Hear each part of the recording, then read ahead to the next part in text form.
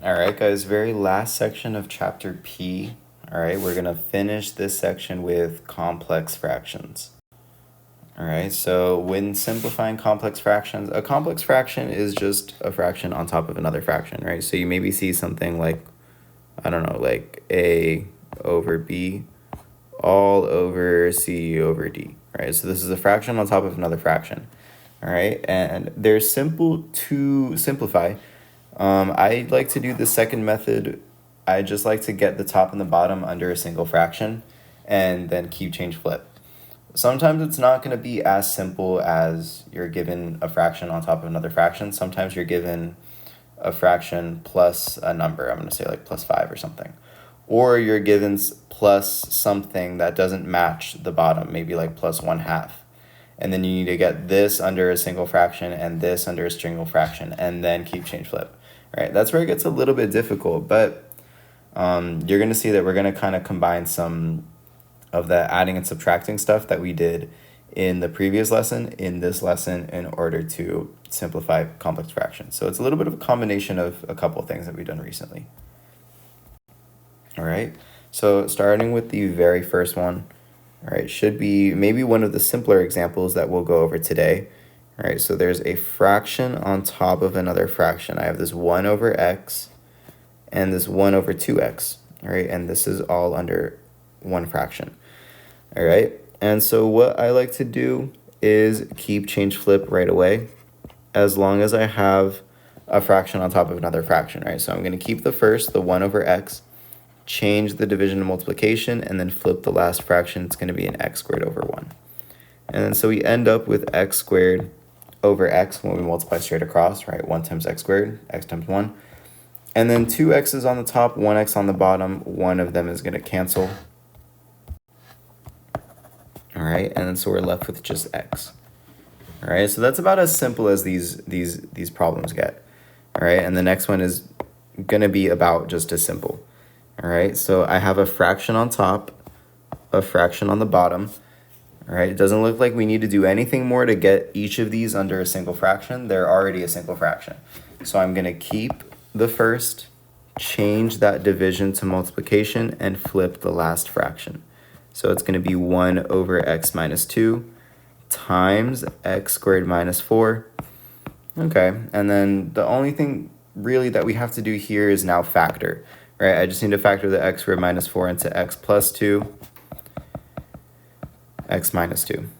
All right, and then just like we did in a couple lessons ago when we were multiplying, is we would cross cancel, right? Anything that was the same on the top and on the bottom, we could cancel, and then I'm left with an x plus 2. All right, so hopefully not too bad. This next one's going to work kind of the same way. All right, so I have a fraction on top of another fraction, so I'm going to keep, change this division and multiplication and flip this one. So it's going to be a 1 over x squared minus 9 times x minus 3 over 1. All right, and then once again, I do want to make sure that everything's fully factored. This is another difference of squares. This is going to be an x plus 3, x minus 3. And I'm going to cancel whatever's the same on the top and on the bottom. The x minus 3's are the same, so I would cancel them out. And then the only thing I'm left with on the top is a 1. The only thing on the bottom is going to be this x plus 3. And so I get that as the final answer. All right, so hopefully not too bad so far. The only way that these get a little bit more difficult is if you have things that are different on the top and on the bottom. So you have two different fractions or a fraction and a whole number. So things that are different. When this happens, before you keep, change, flip, you want to make sure that everything is one single fraction. So you want to make sure it's a fraction on top of a fraction and not a fraction plus other stuff. All right. So it looks like here our big fraction is this. So I'm going to make this top portion of it a single fraction. I'll work it one by one. So I'm going to do the top part of it now. 2 over x minus 3 is not one single fraction. So I'm going to write over 1, and I'm going to try to find a common denominator. And it looks like here I can multiply the top and the bottom by x. All right, this one has an x, this one has a 1. all I need for them to match is an x. So I'm going to have an x on the bottom here as my common denominator, and then 2 minus 3x is going to be what's on top, right? 2 minus 3x, all right? And then I'm going to do the exact same thing on the bottom, right? This bottom half of our complex fraction, all right? So I'm going to write this 1 over 1, and I want to try to get them to have the same denominator. So I'm going to multiply the top and the bottom here by x minus 1, all right? And it looks like now I can rewrite this as x minus 1 on the bottom. 1 times x minus 1 is just x minus 1. And then I still have this minus 1 right here, so it's x minus 1 minus 1. All right, simplifying this a little bit, x minus 1 is going to get you 2, or a minus 2. So I'm gonna go ahead and change that right now, right? X minus 1 is going to get you a minus 2, right? I don't have to rewrite the whole thing just to write a minus 2. All right, and then once you have this, we can keep change flip. So I'm going to keep this, change the division and multiplication, and flip the last fraction. So I'm going to keep the first, change division and multiplication, and flip the last, x minus 1 over x minus 2. And it looks like we don't have any common factors on the top and on the bottom. Everything's fully factored and nothing matches. So I'm just going to write it all under a single fraction. So it's going to be 2 minus 3x, x minus 1, and then an x and an x minus 2. You can choose to distribute if you want to, but I wouldn't. I would just leave it like this. All right, there's nothing wrong with this as your final answer. All right, and so this next one, we can do the exact same thing. It looks like our big fraction bar is this one right here. So this is what's going to be on top, and then this is what's on the bottom. It looks like the bottom is the issue here that we want to try to simplify. All right, so I'm going to write this 5 over 1. And to get 5 and 1 to match, all I have to do is multiply the top and the bottom by 5.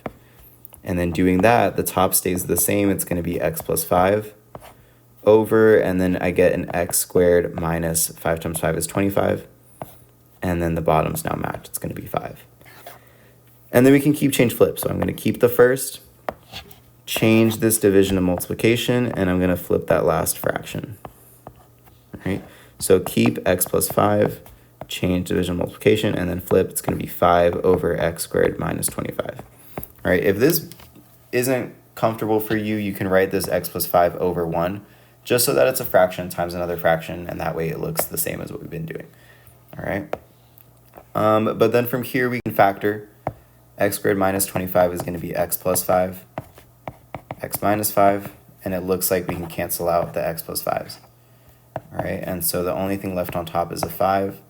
The only thing left on the bottom is an x minus 5 times 1, but anything times 1 is itself. All right, so we just get this as our answer.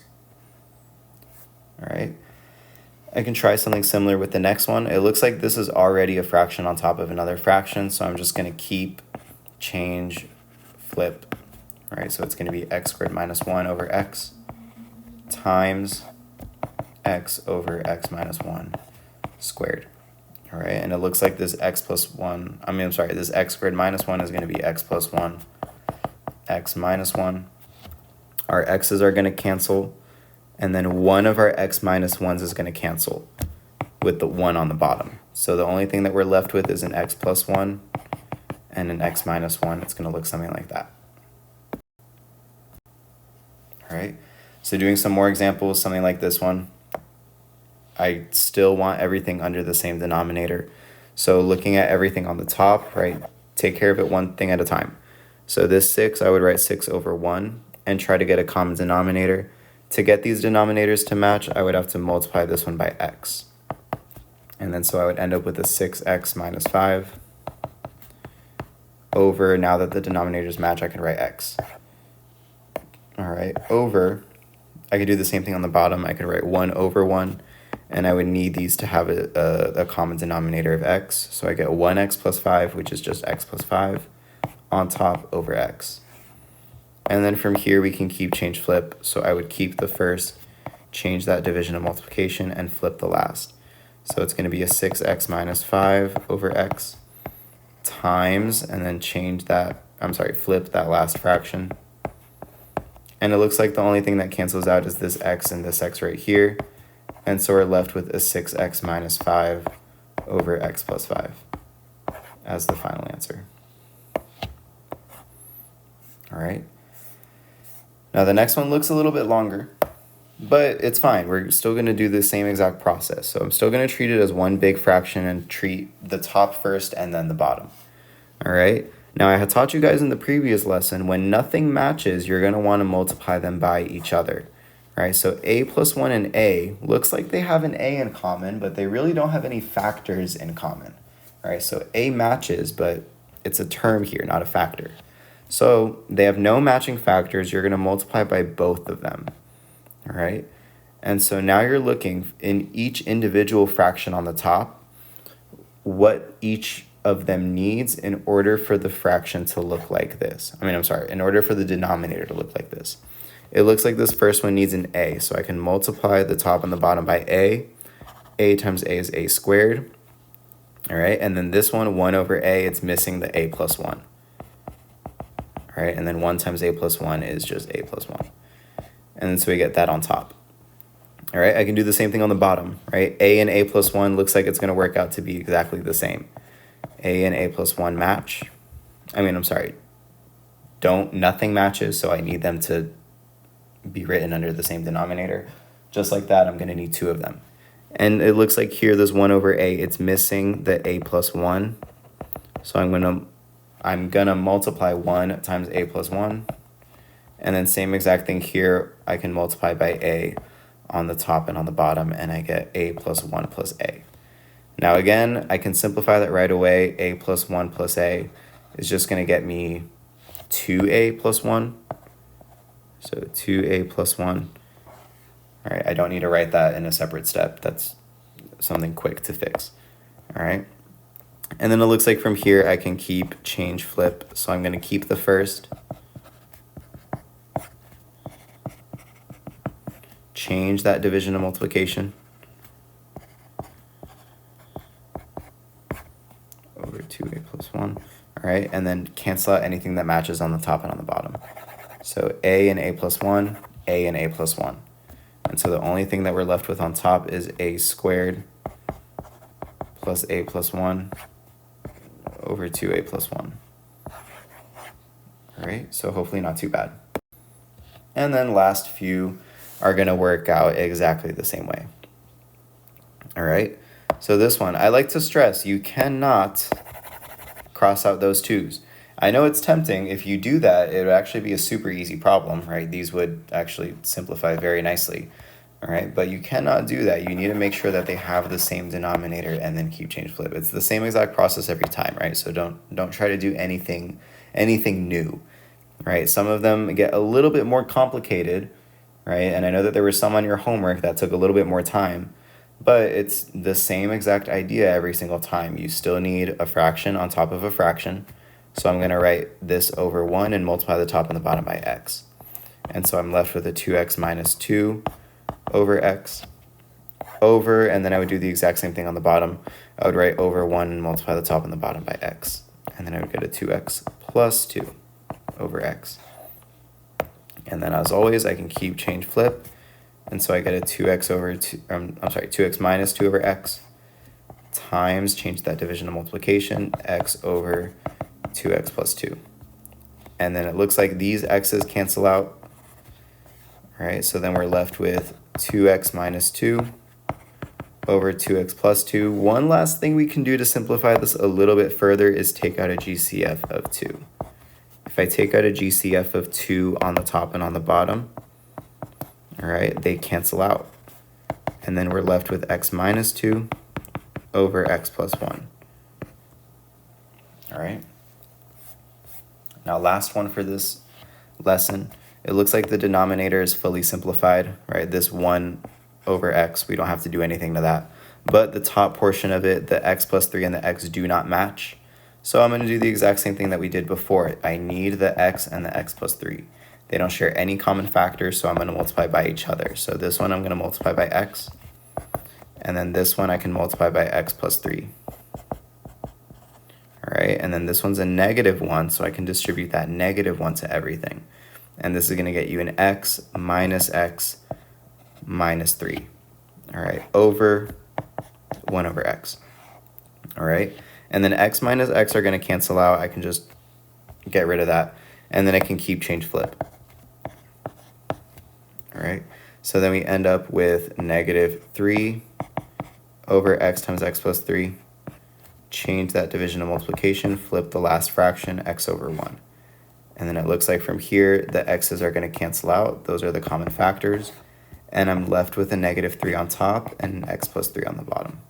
All right, so that's it for this lesson. Again, some of these problems get a little bit more complicated than others, which is apparent from your homework, right? I know some homework problems took a little bit more time, but it's the same idea every time, right? You want a fraction on top of a fraction. If you don't have a fraction on top of a fraction, you need to get it to be a fraction over a fraction, all right? And we do that using the methods that we learned in the previous lesson, all right? But with that, that wraps up chapter P. All right, so after this, we're going to review, take your test, and then we start chapter 1.